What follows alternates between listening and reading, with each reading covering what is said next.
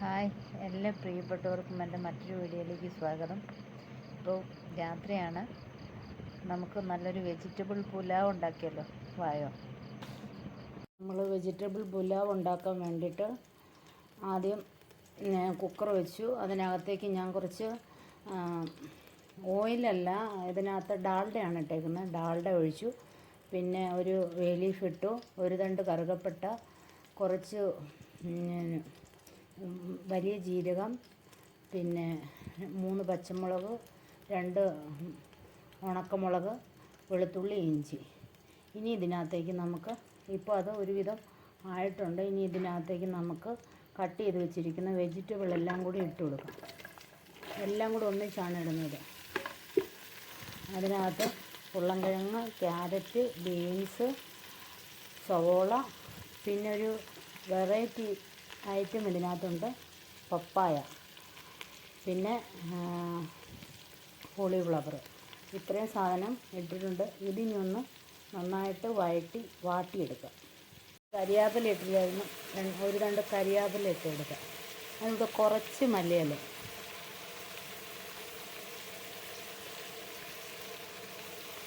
പിന്നെ നമുക്ക് ഇതൊന്ന് വാടിക്കിട്ടാൻ വേണ്ടിയിട്ട് ഇതിൻ്റെ ആവശ്യത്തിനുള്ള കുറച്ച് ഉപ്പും കൂടി ഇട്ട് കൊടുക്കാം. ഇപ്പോൾ നമ്മുടെ വെജിറ്റബിളെല്ലാം ഒന്ന് വാടി വന്നിട്ടുണ്ട്. ആ സമയം നമുക്ക് കുറച്ച് തക്കാളി കൂടെ ചേർത്ത് കൊടുക്കാം. നേരത്തെ തക്കാളി ചേർത്താൽ അത് നന്നായിട്ടങ്ങ് ഇതായി അതിൻ്റെ പുളിപ്പ് അധികമായിട്ട് ഇറങ്ങും. അതാ.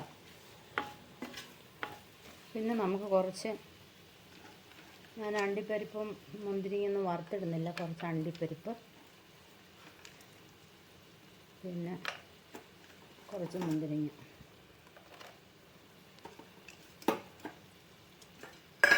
അങ്ങനെ വഴറ്റി ഇട്ടില്ലെങ്കിൽ അതിൻ്റെ ഒരു കാറിച്ച ഒവ വരുമെന്നൊന്നും പേടിക്കണ്ട.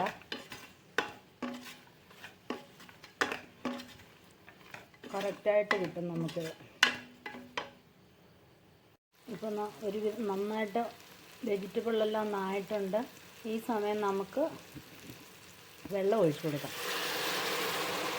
വെള്ളം ഞാൻ നന്നായിട്ട് തിളപ്പിച്ച വെള്ളമാണ്. 1 ഗ്ലാസ് അരിക്ക് 1.5 ഗ്ലാസ് വെള്ളം എന്ന അളവിൽ ഒഴിച്ചു കൊടുക്കണം. പിന്നെ കൈമ അരിയാണെങ്കിൽ കറക്റ്റ് 1.5 ഗ്ലാസ് വെള്ളം മതി.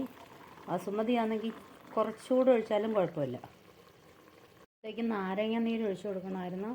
എൻ്റെ കയ്യിൽ നാരങ്ങ ഇല്ലാത്തത് കൊണ്ട് ഞാൻ ഒരു ഉണക്ക നാരങ്ങ ഇതിനകത്ത് ആഡ് ചെയ്യുന്നുണ്ട്.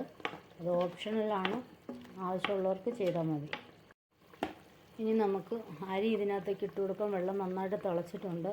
ഞാൻ ഒരു 10-20 മിനിറ്റിന് മുമ്പേ കുതിർക്കാൻ വെച്ച അരിയാണ്. അപ്പോൾ അരി നന്നായിട്ട് കഴുകി കുറച്ച് വെള്ളത്തിൽ കുതിർത്ത് വെക്കുക. ഞാൻ ഇതിനകത്തേക്ക്, അതും ഓപ്ഷണലാണ്, നിങ്ങൾക്ക് ആവശ്യമുണ്ടെങ്കിൽ മാത്രം ചെയ്യുക. ഞാൻ കുറച്ച് കസ്തൂരി മെത്തി ഇടുന്നുണ്ട്, ഒരു ഫ്ലേവറിന് വേണ്ടിയിട്ട്. ഇനി നമുക്ക് കുക്കർ അടച്ച് വെച്ച്, ഞാൻ വിസിലിട്ടിട്ടുണ്ട്, ഒരു വിസിലടിക്കുമ്പോൾ ഓഫാക്കുക, എന്നിട്ട് ഏറ് കളയുക. നമുക്ക് ഈ പുലാവിന് സൈഡായിട്ട് ഒരു ചട്നി ഉണ്ടാക്കിയെടുക്കാം. ഞാൻ കുറച്ച് കാശ്മീരി മുളക് ചൂടുവെള്ളത്തിലാണ് ഇട്ടേക്കുന്നത്. കാശ്മീരി മുളക്, പിന്നെ പുളിയെ, പിന്നെ ഒരു കഷ്ണം ഇഞ്ചി, 2-3 അല്ലി വെളുത്തുള്ളി, കുറച്ച് ചെറിയ ഉള്ളി, ഇനി ആവശ്യത്തിന് ഉപ്പും ചേർത്തിട്ട് നന്നായിട്ടിത് അരച്ചിട്ട് വരാം. നമ്മളെല്ലാം കൂടെ അരച്ചെടുത്തിട്ട് വന്നിട്ടുണ്ട്.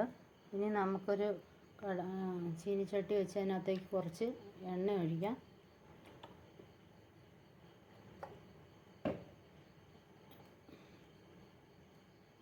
എണ്ണ നന്നായിട്ട് ചൂടായിട്ട് വരുമ്പോൾ നമുക്ക് കടുകിടാം.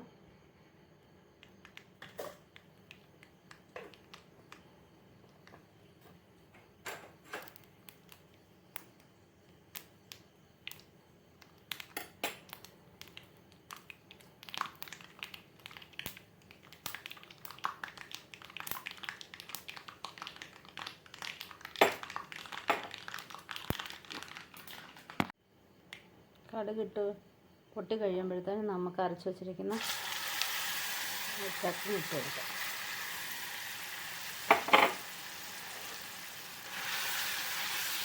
നമുക്കത് നന്നായിട്ട് ഇളക്കിയെടുക്കാം. ഒന്ന് ചെറുതായിട്ടൊന്ന് അതിൻ്റെ പച്ചക്കുത്തലും പച്ചമണമൊക്കെ മാറി വരട്ടെ. കുത്തലൊക്കെ ഒന്ന് മാറി എണ്ണയൊക്കെ ഒന്ന് ഇതായി വരുന്നുണ്ട്. ഈ സമയം നമുക്ക് കുറച്ച് സോയാ സോസ് ഒഴിച്ചു കൊടുക്കുക.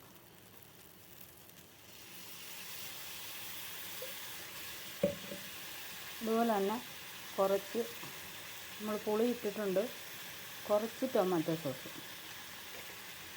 എന്നിട്ട് നന്നായിട്ടൊന്ന് മിക്സ് ചെയ്തെടുക്കാം. ഈ സമയം ഉപ്പ് നോക്കി വേണമെന്നവർക്ക് ഉപ്പിടാം.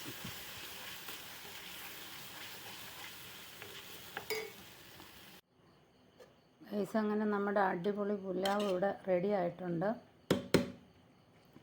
നന്നായിട്ട് പാകത്തിന് വെന്ത് നല്ല അടിപൊളി ടേസ്റ്റിൽ പുലാവ് റെഡിയായി.